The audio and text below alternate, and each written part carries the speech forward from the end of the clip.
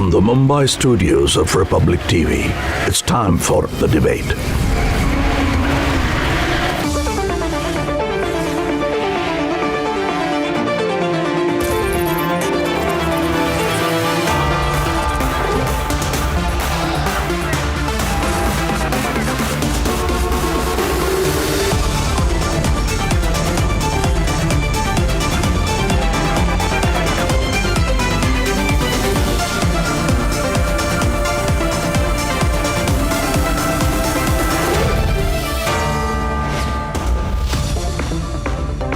Well, there will be no vaccination in Mumbai for the next 3 days. The Delhi Health Minister has alleged shortage of vaccines, and so has Punjab government. There are several roadblocks, or several states throwing roadblocks, and are we risking slowing down our vaccine drive? We debate the possible solutions on the show. Store is the solution. We have to do it like pulse polio. We have to have a vaccine vial monitor on the vaccines to ensure that there is a cold chain maintenance and inefficient, ineffective doses are not administered to the common Indian citizens. And definitely, and exports were banned as late as the 26th of April. So that is appalling. You have to hold the center accountable for that. And now I want to bring in. Yeah, Dr. Joshi, I'll tell you, what has also compounded this entire problem, and I want to bring in Dr. Himanshu Gupta and then Dr. Swati Maheshwari. Now, we spoke about, and we've been talking about it in different debates, about the attempt to also run down India's vaccines. That is a very disturbing trend. One, you don't have vaccines. Absolutely. And then you have people in political parties running down Indian vaccines. I'll tell you why. Yesterday we debated it. There was a tweet.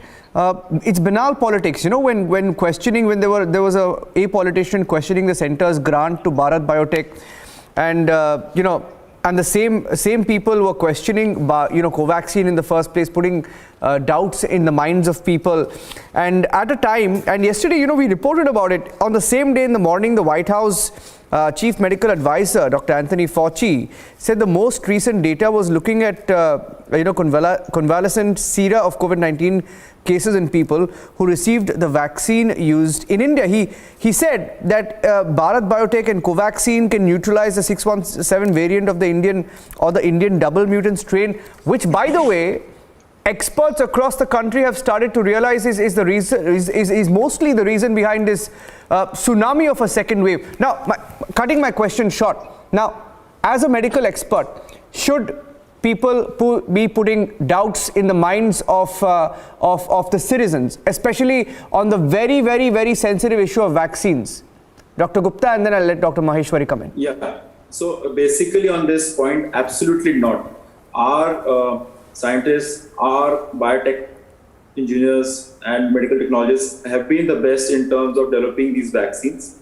In terms of Covaxin, in terms of the way it has been developed, its efficacy, the antibodies that have been generated post the second dose have shown a lot of promise, and absolutely it should not have been run down in the first phase itself. The second point which I wanted to bring in is just beyond the politics.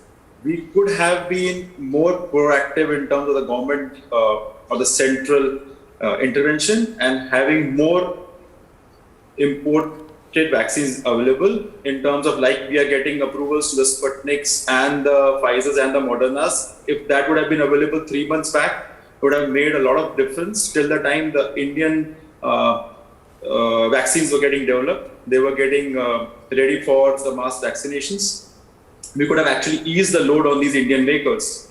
Secondly, I would bring forward to the point that, like right now, it is being opened for everybody post the 1st of May, and for people above 18 years of age. The major limitation is going to be the vaccine doses available with the states.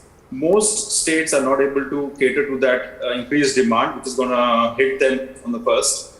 So it should have been a little bit better managed rather than just rushing everybody in, having about 1.3 crore odd registrations, and when we don't have the raw materials right now available with our Indian manufacturers. Even the ones which have been given the clearance, like the Sputniks, are going to be available by May end or June.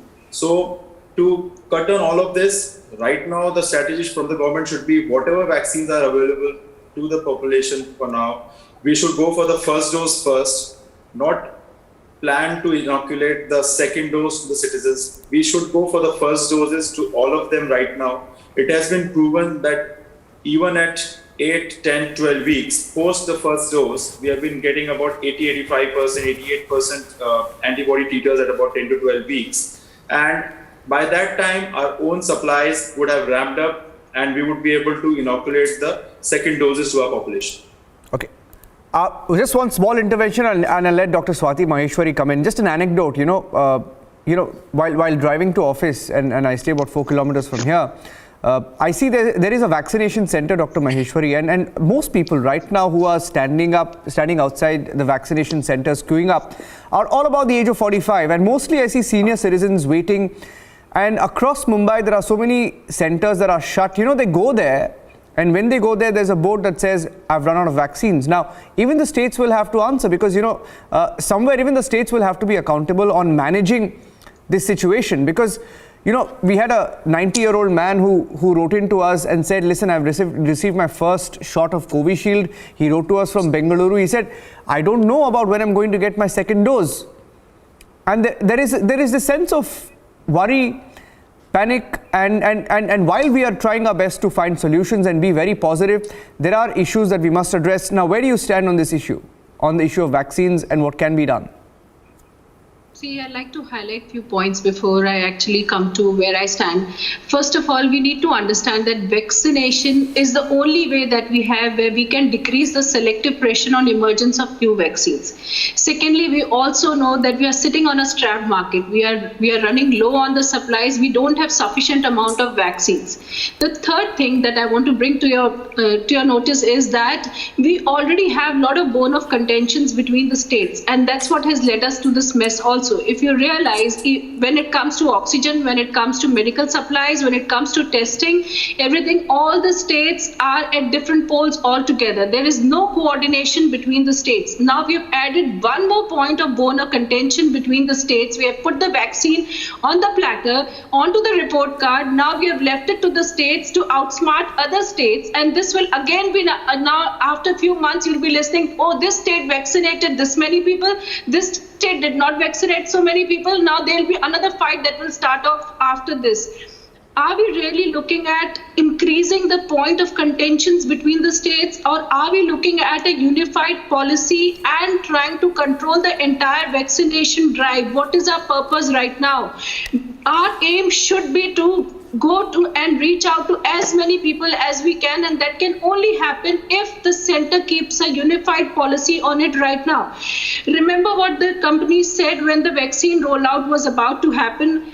Bharat Biotech said that the vaccine would cost very cheap. It would be 5 times lesser than a water bottle. Whereas what did the Covishield said? That they were making profits even at 150 rupees. They said that. And their risks have been shared by Gavi, their risks have been shared by Bill and Gates, and even the government is aiding them in the vaccine rollout. And we are looking at volumes. We are not looking at low numbers or anything like that. And so even the government needs to talk to these vaccine companies as well, that when you are planning to roll out in India, and when we are looking at this second wave and the kind of the second wave that we are hit with, they also need to understand right now that it's not about profit making right now. It's about helping India come out and emerge out of this immense colossal wave of epidemic that has hit us. It is almost an apocalypse. So we need to understand that the government really needs to hold their horses right now. Let it not run wild like this between the states, and see how they can help procure these vaccines for the state also. Rest, you can keep the price different for the private market, because eventually Moderna and Pfizer, these vaccines will come in and they will be priced much higher than what Covaxin and Covishield will be.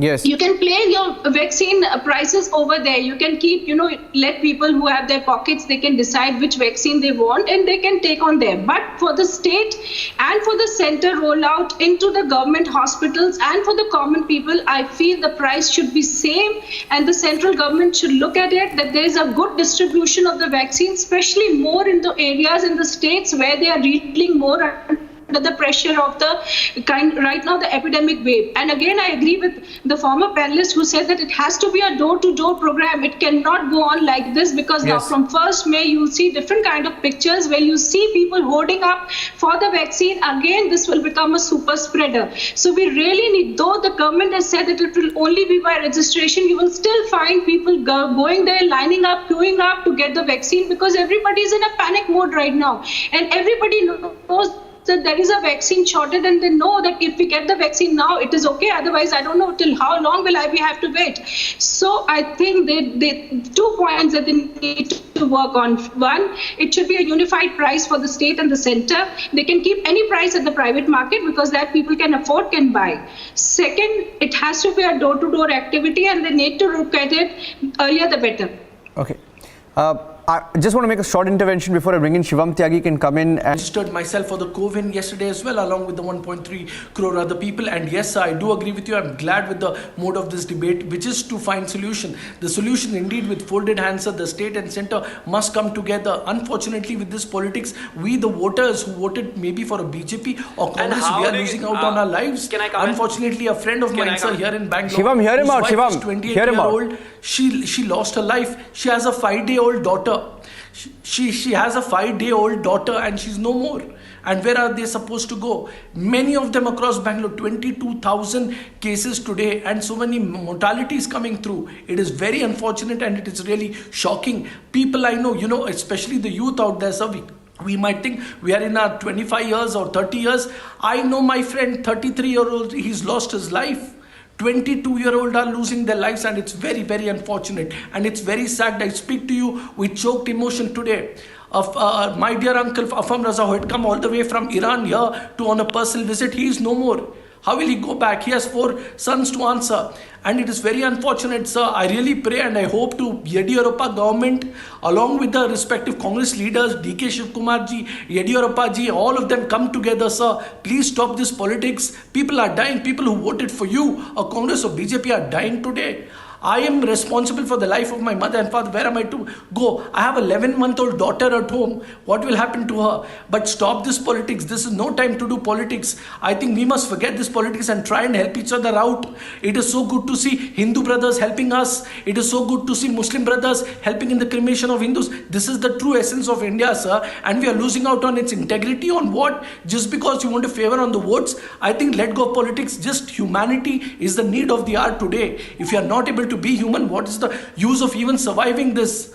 I think stop this politics, and we must come together and help and support each other, without which we will lose out on lives. And those black marketeers out there who are selling oxygen cylinders at 10,000, 20,000, remdesivir injections at 50,000, 60,000 here in Bangalore. What if this tragedy strikes you, your family, your mother or father? Will you be answerable?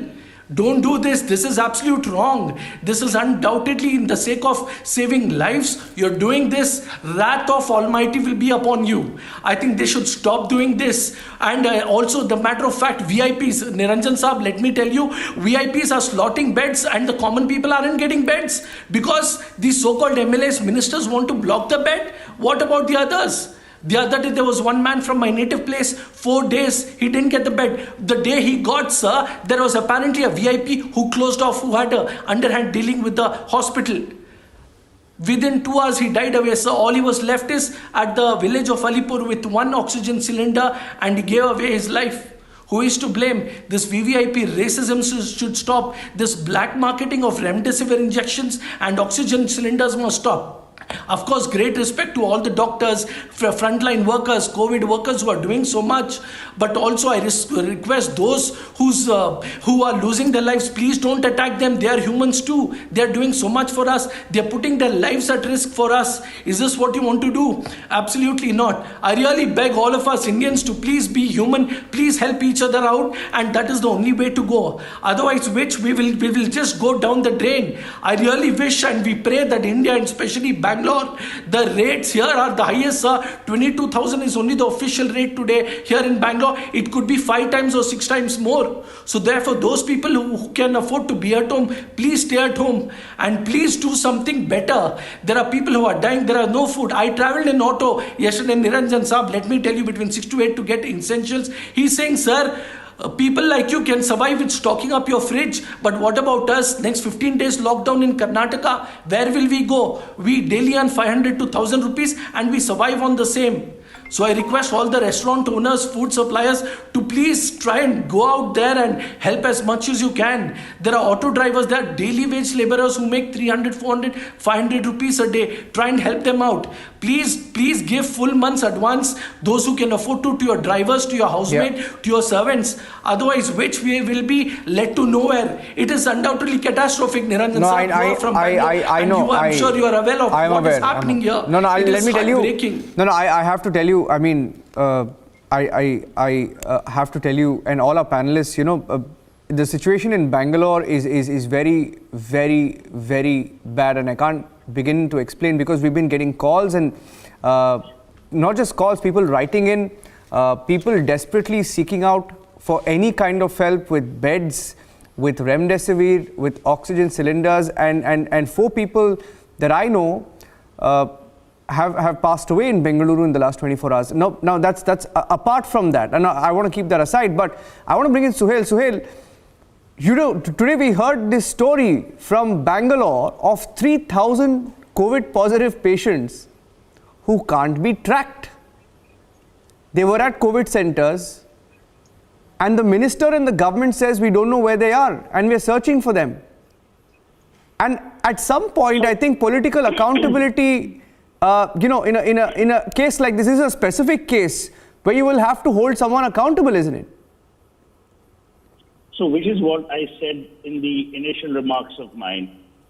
We keep tom-tomming India as a great software power, we're a great technology country, blah, blah, blah. Rubbish. We don't use any of it for strategically wise purposes other than what I would call, you know, offshoring. Here's what we should be doing. There should be a trace and management program that should be available to all states to trace people who have who have got COVID and who should be traced and therefore kept in isolation. But for that, you would need 2 things. Number 1, you would need a brain, and number 2, you would need the willingness to implement. Sadly, our politicians are so busy scoring brownie points against each other that both those departments are not functioning. Now, you tell me, Niranjan, how easy has it been for the United Kingdom? Now, everyone says, oh, but their population is small. Scale it up. You cannot have an excuse that because you're 1.4 crore people, 1.4 billion people should die. I mean, that can't be the excuse. We all know that we are 1.4 billion people. This realization hasn't dawned on us yesterday. So where was your planning process? How did you plan for this? Did you not know that you would need X amount of oxygen per day of medical grade? Did you not know that if there were people afflicted with COVID, that they would need isolation beds? There are people who can't afford home quarantine. Yeah. Didn't you know this? And if you didn't know this, then get the hell out of the government. Because then you don't deserve to be there. Because we are looking at our rulers or our people, or whether it's ministers, prime ministers, MPs, we are looking at them for governance. They've been elected not to win elections. They've been elected to run this country. And if they want to win elections, then let them join some other party. Yeah. And not be in government. I mean, I cannot imagine you and I are raising this issue, and rightly so, as to what is the solution. Call Infosys, they are in Bangalore, speak to TCS, speak to Wipro, tell them to devise a simple software which will do trace and management, where you trace people, you manage those people. And if people escape, and remember, the citizen is equally culpable. If a citizen misbehaves or doesn't follow the law, then punish the chap. But then be prepared to punish the minister also. Because there are many jokers in government who are not following the law. Yeah. You cannot have an unequal handling of a medical crisis. No, can you imagine 3,000 patients and they're saying we can't find them, and they're literally begging them to come back or come back to some facility or come indoors so that it doesn't spread. I have to end it at this point. I really apologize to everybody who couldn't speak, but I have to end it at this point. RP Singh, Suhail, Dr. Swati, Dr. Himanshu, Shivam, Pankaj, Ketan Vaidya, Anirban, Dr. Piyush and Syed Abbas, thank you for joining us on the debate. Okay, RP Singh, I'll give you 10 seconds. 10 seconds, I have to take a break. 10 seconds. I don't need, just 1 second. Sir, with folded hands, Suhail said, health is a state subject. You can't blame someone. Yeah, he spoke about Karnataka. Sir, the RP, he spoke about Karnataka. Equally responsible. I'm saying equally responsible. I have a 2-month-old granddaughter and 80-year-old mother, 82-year-old mother. In Delhi, sir. Okay. Thank you for joining us. We'll take this forward tomorrow. Debating it again tomorrow. Thank you very much. Thank you for watching, and our coverage continues on Republic. Stay tuned.